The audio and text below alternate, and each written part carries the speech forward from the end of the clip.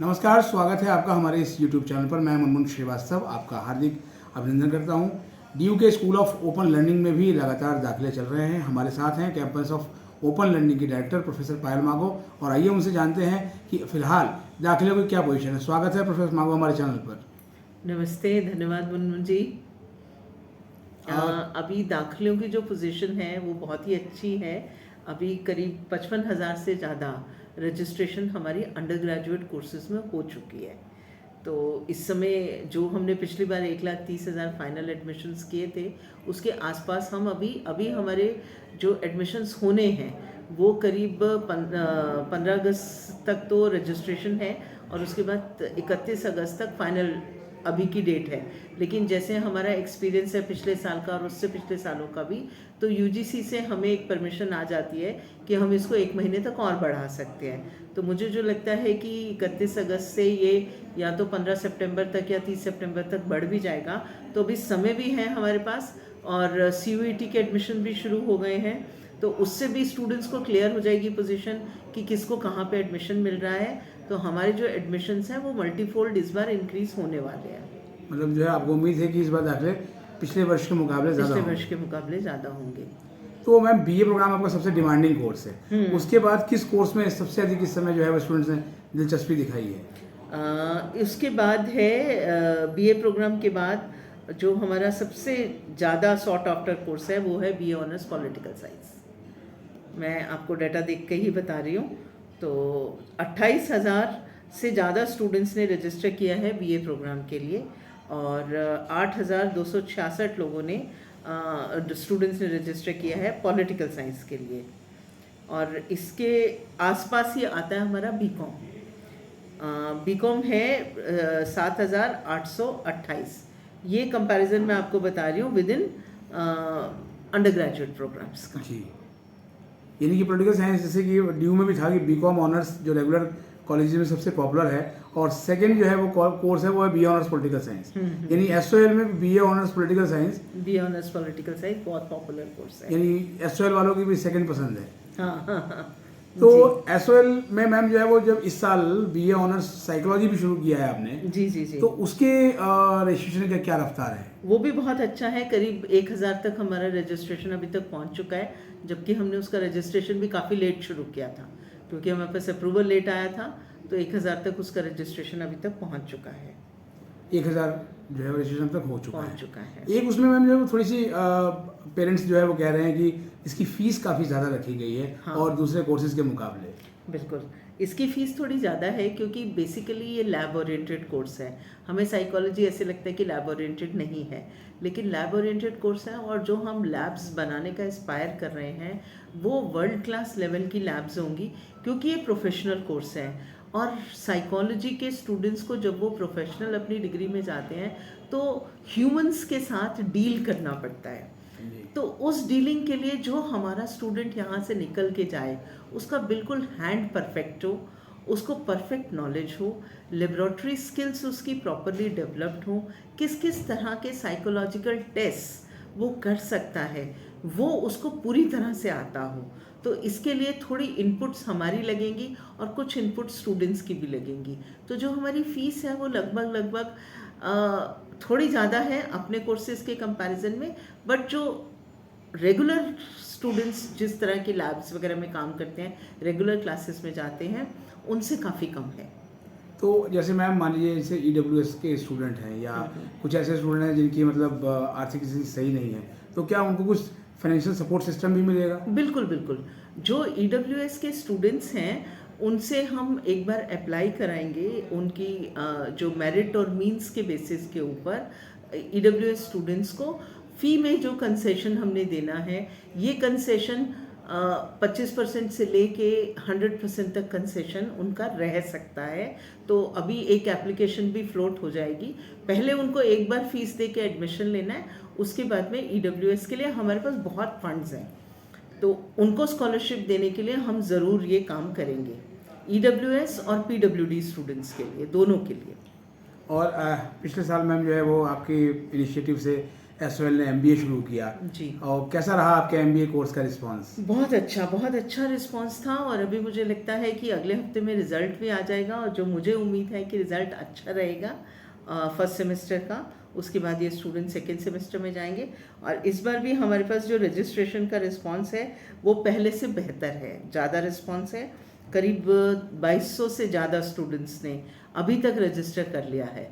पिछले साल का जो हमारा टोटल एडमिशन था वो 2000 था, लेकिन यहाँ पे 2200 से ज़्यादा स्टूडेंट्स ने रजिस्टर और पिछली बार 2000 स्टूडेंट्स है, लेकिन अभी तक 2200 रजिस्ट्रेशन हो चुके हैं। रजिस्ट्रेशन हो और अभी चुकी है। 15 अगस्त तक डेट है।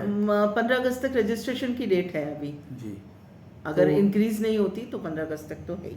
यानी कि अभी ये संख्या जो है वो आपको उम्मीद है कि और बढ़ेगी अभी? और बढ़ेगी जी। कुछ और नए इनिशिएटिव्स भी जो है वो SOL लेना चाह रहा है मैम? हाँ, 2-3 तरह के इनिशिएटिव्स हम लोग इस बार लेना चाह रहे हैं। एक तो टाइमली क्लासेस हों, और टाइमली इनको जितना भी रिटन मटेरियल है वो मिले, क्वालिटी अच्छी हो हमारा जो कंटेंट है उसकी मटेरियल की, और एक डिजिटल इनिशिएटिव जो learning management system with videos है, बहुत एग्रेसिवली हमारे यहाँ पे मूक्स के फॉर्मेट में वीडियोस रिकॉर्ड हो रही हैं, वो भी स्टूडेंट्स को मिलेंगी। और एक नया सेंटर जो मुझे लगता है कि मुझे शुरू करना चाहिए वो है PWD स्टूडेंट्स के लिए।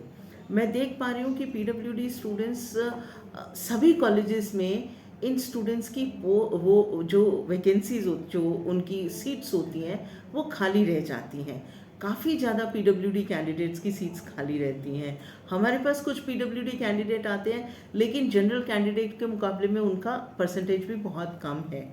तो मैंने कुछ इसके ऊपर थोड़ा सा स्टडी किया है। तो एक सेंटर जो इंक्लूसिव एजुकेशन का होगा, जिसको हमने नाम भी दिया अनुभूति करके, और हम कोशिश कर रहे हैं कि जितने भी आसपास के हमारे ब्लाइंड स्कूल्स, ब्लाइंड हॉस्टल्स, या जो स्पेशल नीड के स्टूडेंट्स हैं, उनके जो स्कूल्स हैं या उनके हॉस्टल्स हैं या उनकी NGOs हैं, वो उनके साथ मेरी एक जूम मीटिंग इस ट्यूसडे को होने वाली है। और उसके बाद में उनके एड्रेसेस लेके हमारे जो यहाँ के कर्मचारी और टीचर्स हैं वो अपने लैपटॉप्स लेके वहाँ जाएंगे, और जिन स्टूडेंट्स ने 12th किया हुआ है या 12th अभी उनका रिज़ल्ट आया है, तो उन स्टूडेंट्स को परस्यू करेंगे कि वो हमारे यहाँ से ग्रेजुएशन, या जिन्होंने ग्रेजुएशन किए हैं तो SOL में पोस्ट ग्रेजुएशन करें, उनका वहीं पे रजिस्ट्रेशन वो करके आएंगे। केवल रजिस्ट्रेशन करने की बात नहीं है, PWD स्टूडेंट्स की फ़ीस भी ज़ीरो ही होती है, उनसे कोई फ़ीस चार्ज नहीं की जाती। उसके बाद में उनको फैसिलिटी मिलना कि उनको जो स्टडी सेंटर्स हैं उस सेंटर्स के ऊपर कोई प्रॉब्लम ना आए, उनको टेक्नोलॉजिकल सपोर्ट मिले, टेक्नोलॉजी की जो उनको ज़रूरत होगी वो उनको सपोर्ट मिले, उनको राइटर की ठीक से सपोर्ट मिले, एग्ज़ाम के टाइम पे जो उनको ज़रूरत पड़ती है क्योंकि उनकी स्पेशल नीड्स हैं, वो स्पेशल नीड्स पूरी हों, इसके लिए मैं पूरी कोशिश इस बार करूँगी। और मेरे पास अभी एक स्टूडेंट, मैं बहुत प्राउड हूँ स्टूडेंट के ऊपर, ज़मीर स्टूडेंट आया, वो पुणे शिफ्ट हो गया था, और पुणे से उसने सेकेंड सेमेस्टर के इस बार एग्ज़ाम दिए, और एग्ज़ाम देने के लिए पुणे से अकेले आया। उसके लिए जो सबसे स्पेशल बात है कि वो स्टूडेंट डेफ ब्लाइंड है, ना तो वो सुन सकता है, न बोल सकता है, न देख सकता है, और उसकी बहुत स्पेशल नीड्स हैं, लेकिन वो बहुत हिम्मती स्टूडेंट है, बहुत ही करेजियस स्टूडेंट है कि जो अपनी पढ़ाई पूरी जारी रखना चाहता है। तो उसके लिए हमने सारी फैसिलिटीज़ यहाँ पे एक पायलट प्रोजेक्ट की तरह डेवलप कर दी। उनको टेक्टाइल इंटरप्रेटर और राइटर दोनों चाहिए थे, जिसका प्रोविज़न यूनिवर्सिटी में नहीं था, लेकिन हमने स्पेशल अपने यहाँ परमिशन लेके उसके लिए टेक्टाइल इंटरप्रेटर, उसके आने जाने की व्यवस्था, क्योंकि वो आ जा भी नहीं सकता है, जो केवल ब्लाइंड है फिर भी उसको ट्रेनिंग है कि वो जा सकता है, लेकिन वो तो सुन भी नहीं सकता, बोल भी नहीं सकता। आने जाने की व्यवस्था, उसकी स्कॉलरशिप, उसके इंटरप्रेटर्स, इवन जब वो वापस जाएंगे तो उनको ठीक से ट्रेन में बिठा के आना, यहाँ तक की चिंता SOL करेगा, और अपना जो सेंटर है हमारा अनुभूति, उसके माध्यम से करेगा। उस अनुभूति में हमारे टेक्निकल सपोर्ट तो रहेगी, लेकिन इंटरप्रेटर्स होने चाहिए, जो कि कोई भी हमारा डेफ डम स्टूडेंट आता है वो वहाँ पे उस इंटरप्रेटर के साथ बात कर सके, उसके लिए ऐसे सॉफ्टवेयर्स अवेलेबल हों हमारी लाइब्रेरी में कि वो लाइब्रेरी में बैठ के उन सॉफ्टवेयर्स के ऊपर पढ़ सके, उनसे नॉलेज गेन कर सके। तो ऐसी सारी व्यवस्था हम इस अनुभूति सेंटर में करने वाले हैं। बहुत अच्छा इनिशिएटिव है। एक चीज़ है मैम, जो पिछले दिनों स्टूडेंट्स ने एग्ज़ाम ब्रांच पे प्रोटेस्ट किया है, एसओएल के स्टूडेंट्स ने, और एग्ज़ाम ब्रांच ने कहा कि एक सप्ताह में जो है वो रिज़ल्ट आ जाएंगे, लेकिन रिज़ल्ट जो है वो नहीं आ रहे हैं। तो क्या आपको लगता है कि एसओएल के लिए भी एक अलग से ही एग्ज़ाम ब्रांच बना दी जाए तो ज़्यादा अच्छा रहेगा?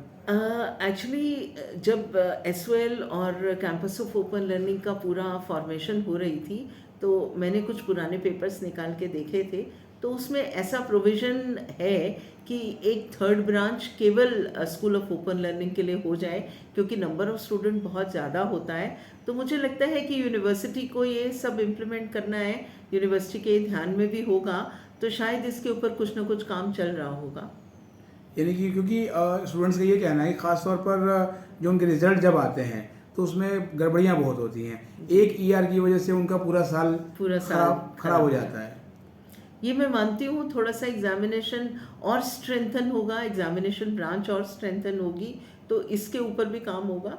अभी मैंने खुद जो एसओएल के डोमेन का काम है वो है पढ़ाई कराना, उनको मटेरियल देना, क्लासेस पूरी कराना, एग्ज़ाम ठीक से स्मूथली कंडक्ट हो जाए वो करवाना। लेकिन उसके बाद जो एग्ज़ामिनेशन का काम है उसके लिए भी मैं पूरी कोशिश करूँगी कि एग्ज़ामिनेशन ब्रांच अब जो भी हमारी तरफ से रिफॉर्म्स चाहिए या जो उनकी तरफ से रिफॉर्म्स चाहिए, उसके लिए एक ठीक से जॉइंट मीटिंग होके इसको हम आगे बढ़ाएंगे।